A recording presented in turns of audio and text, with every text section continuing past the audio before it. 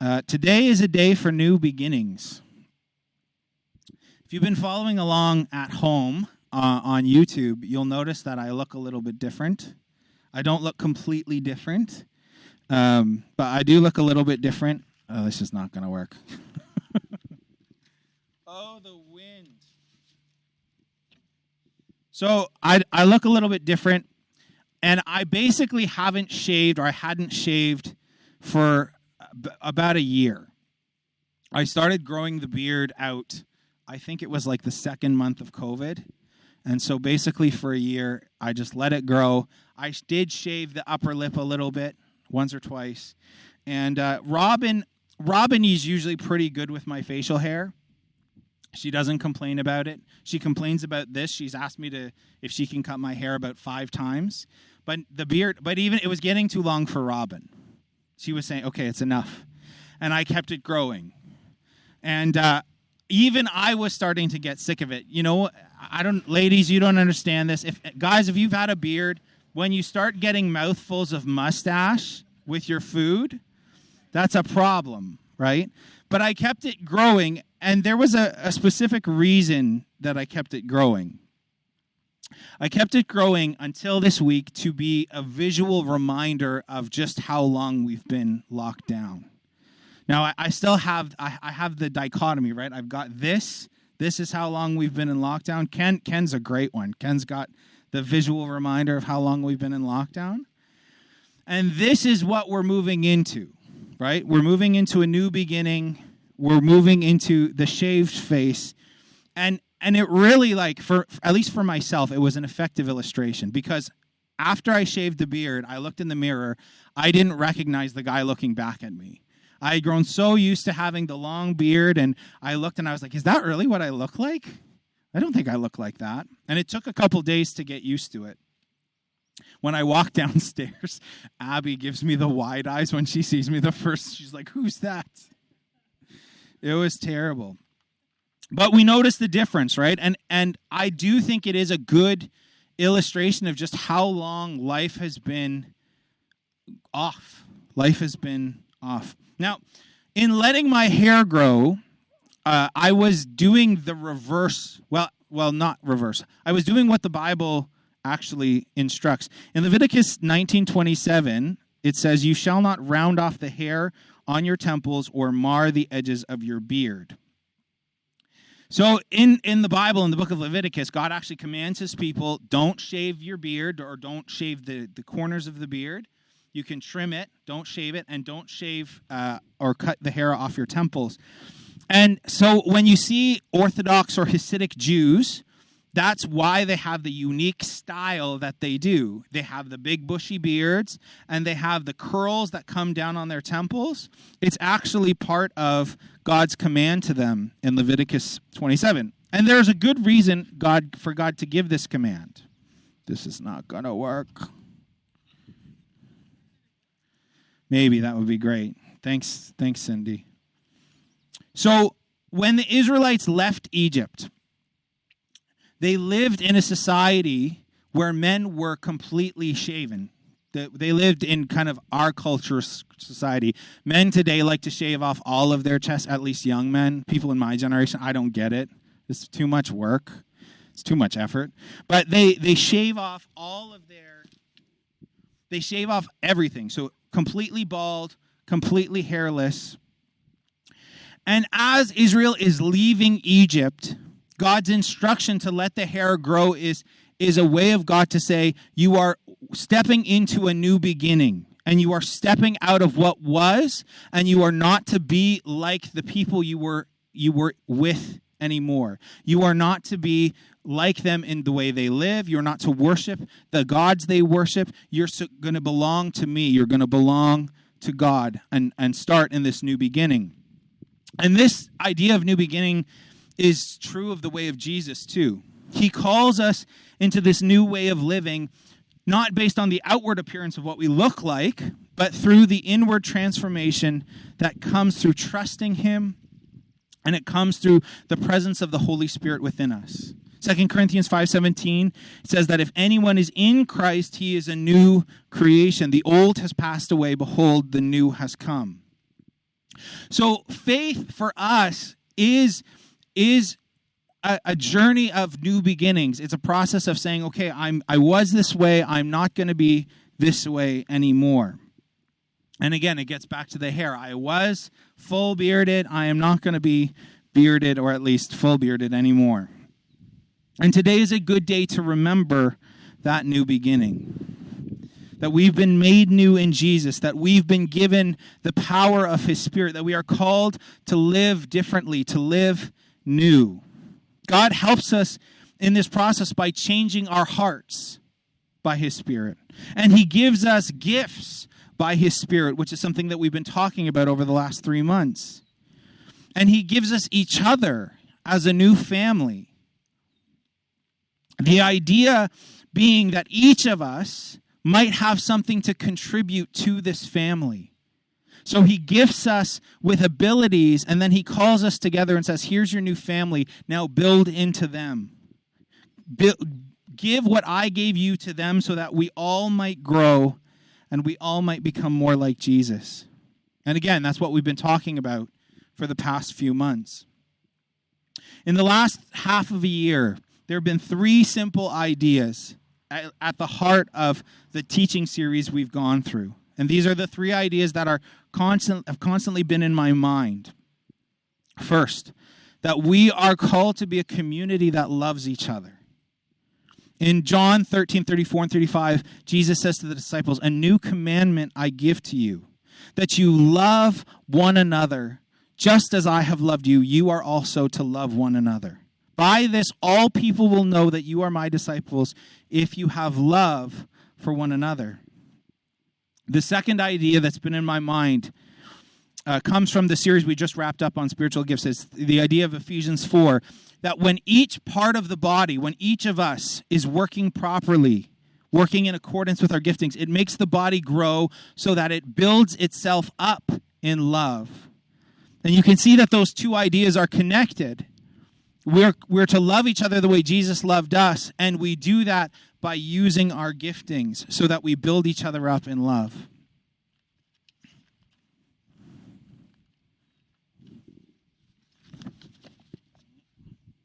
The third idea comes from our study on leadership this past winter. We need leaders in our body to lead us who will not swerve to the left or to the right. Leaders who are going to keep their eyes on the goal that Christ has called us to and not abandon it. We need leaders who are called and equipped by God, who have been given the gift of leadership, to lead us into this new beginning. And so today is a day for new beginnings, because today offers us, who are gathered here, a new and a fresh opportunity. A fresh opportunity to become this Christ-like community, where success is not measured by how many people show up, but success is measured by how well are we loving each other and how much are we becoming like Jesus. No, it's not going to be point A to point B simple. Becoming like Jesus is not a simple process. Anybody attest to that? Yeah? Good. If it's simple for you, then, you get up here and start talking. And it's not going to be a smooth ride. It certainly hasn't been a smooth ride up to this point.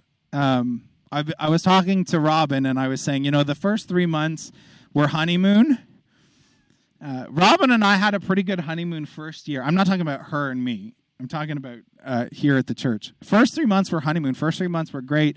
Everybody was very kind and generous, and things kind of ran smoothly. And then with the leak in the Legion in the basement, it was like, okay, fire, we'll fix the fire. And then there was other fires to put out, and then COVID hit, and there were more fires to put. And it's just been fires the whole time. And I won't get into all of them, but it hasn't been easy. It hasn't been smooth. But God doesn't promise smooth. He calls us to walk forward even in the midst of difficulty, even in the midst of when things aren't functioning right. Now, when things aren't working right, there's mourning, right? I brought up the residential schools in our prayer, and I hope that you're all praying for the victims and the people affected by it. when something goes that wrong, there should be mourning. We're called to mourn with those who mourn, and there are real and legitimate reasons to mourn. And I know this isn't the same level, but the beard for me in some ways was a sign of mourning. It was a symbol of time to say how long we've been locked up, but it was also a symbol of mourning for me personally, because during all that time, we couldn't get together and be the community that Jesus is calling us to be. We couldn't get together and love each other. We couldn't get together and worship together. We couldn't get together and use our gifts for each other. We were prevented from doing that because of the disease and because of the health restrictions. And not to say that we never did it ever, but it became much more difficult for us to do that. And I mourned that. Like, I was actually sad about it. Now, in that, I'm going reverse Bible. See, in the ancient world, the symbolism works the other way around. In the good times, your beard is supposed to be full and bushy. And only when disaster strikes or when a season of mourning comes would you shave your head and put ashes on your head and even pull out your beard as a sign of grief. If you want to look later, look at Ezra chapter 9, verse 3, and the first few verses of Ezekiel chapter 5. Both of those give you examples of ancient Israelites pulling out their beards from the root, which is not a pleasant thing. That's the level of their grief. That's the level of their mourning. Now, I didn't want to go through the pain, so I, again, did it reverse, grew the beard instead. But as much as beardlessness was a sign of sorrow and sadness, there's a beauty in it. See, when you're walking down the street as an ancient Israelite and you see somebody's beard, it's clean shaven or low, right, or stuff pulled out of it, you know that they've had a hard time. You know that they've walked through a difficult season, or there's a raw wound in them that causes them so much anguish that they ripped out their beard. And so you knew to treat that person with an extra dose of love. And when the stubble starts growing in again, and when the beard is, my length, you know that the wound's not too far in the distant past. And you can treat that person with an extra sense of sensitivity. There's a beauty in the fact that, like, when the beard gets back to full and bushy, you know that things are good again. You know that there's been time for this person who has this wound, who's gone through this sorrow, to heal. And so I know that the sign is backwards. I know it's reverse Bible, but shaving for me is a sign to say, okay, it's time to put the season of sorrow behind.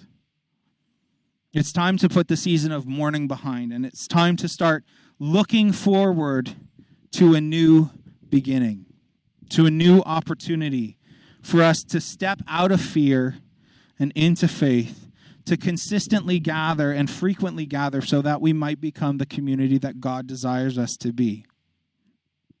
And the thing is, we need to do this together. We cannot love each other the way God intended us unless we are all in it together. Because none of us can grow without the other. I've got some spiritual gifts. Dave's got some. Eleanor's got some. Terry's got some. Ken's got. I could go through this whole list. If you love and trust Jesus and you have the Spirit of God in you, then you are gifted in a unique way that nobody else here is gifted like. And we need you to contribute that portion of God's gift for the whole so that we all can grow. Every one of us has a part to play. Every one of us has a part to play if we want to become this community.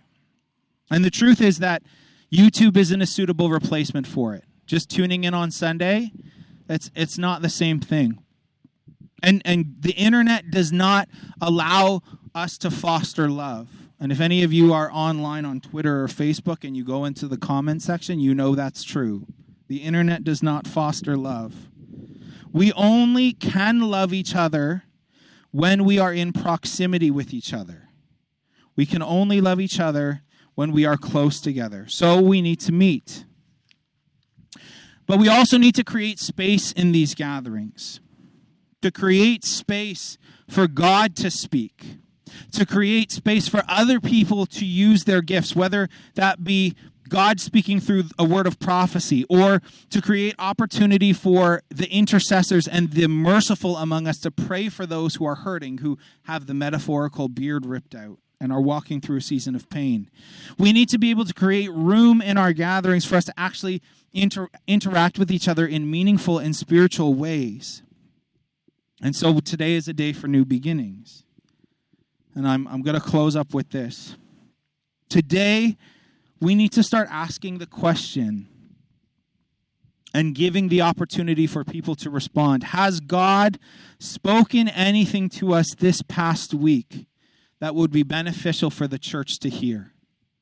Whether that's a word of encouragement, or whether that's a testimony of an answered prayer, or whether it's a word of instruction or teaching that's coming from somebody other than me.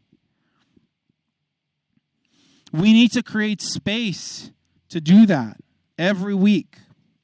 We need to create space every week for service to happen.